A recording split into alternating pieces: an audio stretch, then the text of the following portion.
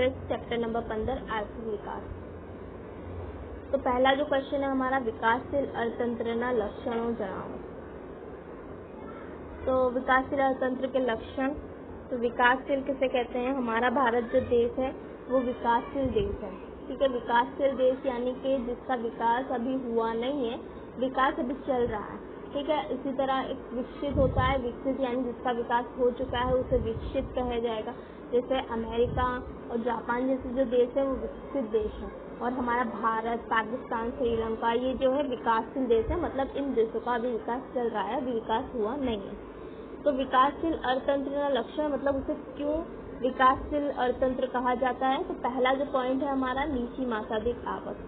तो जो विकासशील अर्थतंत्र होते हैं उनका जो मासाधिक आवक कैसी होती है? कम होती है। अब मासाधिक आवक यानी क्या होता है? तो देश की जो कुल राष्ट्रीय आवक है उसको देश की कुल वस्ती बढ़े अगर हम भागाकार करते हैं उसका, तो जो हमें आवक या अंक मिलेगा उसे मासाधिक आवक कहेंगे, ठीक। अब विकासशील अर्थतंत्र ધરાવતા देशों वस्ती वृद्धिનો दर ऊंचो होवाથી मासाधिक आवक ओછી હોય છે, ठीक है। जो हमारे वस्ती जो है विकासशील अर्थतंत्र की क्या होती है? वस्ती जो है ज्यादा होती है, इस वजह से इनकी जो मासाधिक आवक जो है वो काफी कम होती है, ठीक है।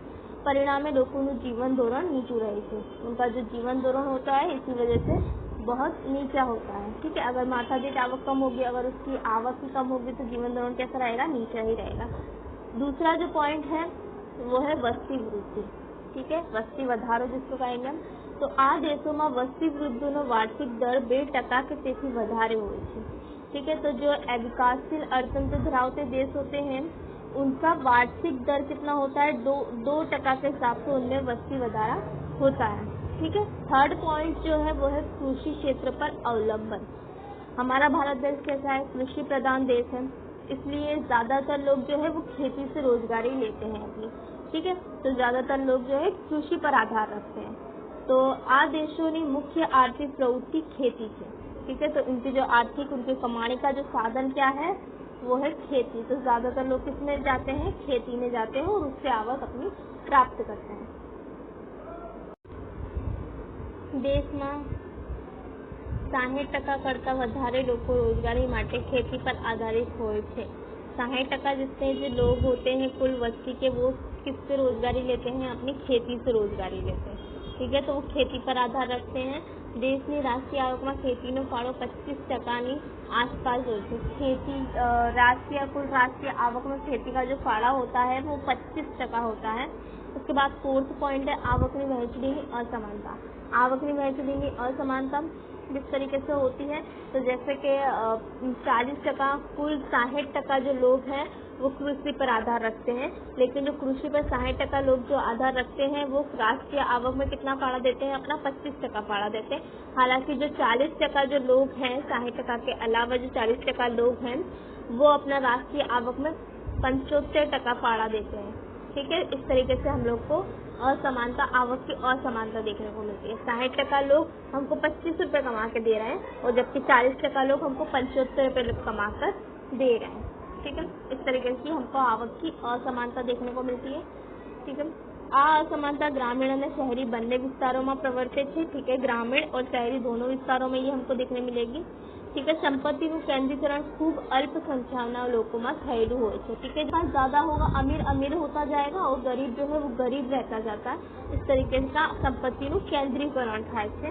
આ દેશના 20% ધનિક લોકો રાષ્ટ્રીય આવકમાં 40% હિસ્સો ધરાવતા હોય છે, જ્યારે તળિયાના 20% લોકો कुल राष्ट्रीय आवक में 10% हिस्सा धरावता હોય છે, ठीक है। 20% अमीर लोग हैं वो राष्ट्रीय आवक में 40% हिस्सा देते हैं अपना, और जो गरीब लोग हैं 20% वो अपना राष्ट्रीय आवक में 10% हिस्सा देते हैं। उसके बाद 5वां पॉइंट जो है वो बेरोजगारी। तो आ देशों में बेरोजगारीનું कुल प्रमाण श्रमिकोના 3% करता વધારે હોય છે, ठीक है। कुल देश में मोसमी छुपी आ देश में मोसमी छुपी औद्योगिक અને अन्य प्रकारની बेरोजगारीનું प्रमाण વધારે છે, ठीक है। मौसमी जो मौसम पे आधार रखती है, ठीक है। छुपी बेरोजगारी हो गया, ये सारी जो बेरोजगारी इनका प्रमाण जो है वो काफी ज्यादा है। વળી બેરોજગારીનો સમયગાળો ખૂબ લાંબો હોય છે। ठीक है, जो बेरोजगार व्यक्ति होता है उसको काफी लंबे समय के लिए बेरोजगार बनकर रहना पड़ता है, उसको जल्दी करके रोजगारी नहीं मिलती है, इसलिए उनका जो समयगाळो होता है वो कैसा होता है, लांबो। गरीबी, बेरोजगारी होगी तो गरीबी भी होगी। ठीक है, जाहिर सी बात है। આ દેશમાં ગરીબ લોકોનું પ્રમાણ દેશની કુલ વસ્તીના લગભગ 3 ભાગ જેટલું છે। कुल वस्ती के गरीबी लगभग तीसरे भाग जितनी है। व्यापक गरीबी માટે तीव्र बेरोजगारी અને आवकની असमानता વધુ जवाबदार है। ठीक है, ज्यादा गरीबी होने का रीजन क्या है? तो पहला तो जो है वो बेरोजगारी, इंसान के पास अगर रोजगारी नहीं होगी तो वो गरीब ही होगा, और दूसरा क्या है, आवक की असमानता। ये दोनों रीजन के कारण जो है गरीबी काफी ज्यादा है हमारे भारत देश में और विकासशील देश में। और द्विमुखी अर्थतंत्र, द्विमुखी अर्थतंत्र में क्या होता है, गामड़ाओं पछात रह जाते हैं और जो शहर होते हैं वो सुविधा वाला हो जाते हैं। ठीक है, जो गामड़ा है वो पीछे रह जाते हैं और जो शहर है उनमें काफी ज्यादा सुविधाएं होने लगती है। तो ये हमको द्विमुखी अर्थतंत्र ऐसा देखने को मिलता है और इस वजह से गामड़ाओं पछात होने की वजह से जो शहरीकरण जो होते हैं वो काफी ज्यादा होने लगते हैं। આ દેશોમાં ગ્રામ્ય વિસ્તારમાં પછાત, ખેતી, જૂની યંત્ર સામગ્રી, પછાત અને રૂઢિચુસ્ત સામાજિક માળખું, ઓછું ઉત્પાદન, तीव्र गरीबी, व्यापक बेरोजगारी वगैरह प्रवर्तित है। ठीक है, ग्राम्य विस्तार में ये ज्यादातर देखने को मिलता है, जबकि शहरों विस्तार में इसका उल्टा होता है। तो शहरों विस्तार में मूड़ी प्रधान उत्पादन पद्धति, नवा यंत्र, बहुलो उपयोग, आधुनिक वैभवी जीवन शैली वगैरह जोवा मळे छे। इस तरीके से हम लोग को द्विमुखी अर्थतंत्र देखने को मिलता है। एक तरफ जो है जूनी टेक्नोलॉजी का इस्तेमाल किया जा रहा है और मतलब पीछे रह गया है गामड़ा, और जो शहर है उसमें काफी नई नई टेक्नोलॉजी है और उसमें सुविधाएं काफी ज्यादा हैं। तो इसके बाद 8वां पॉइंट है पायानी अपर्याप्त सेवाओं।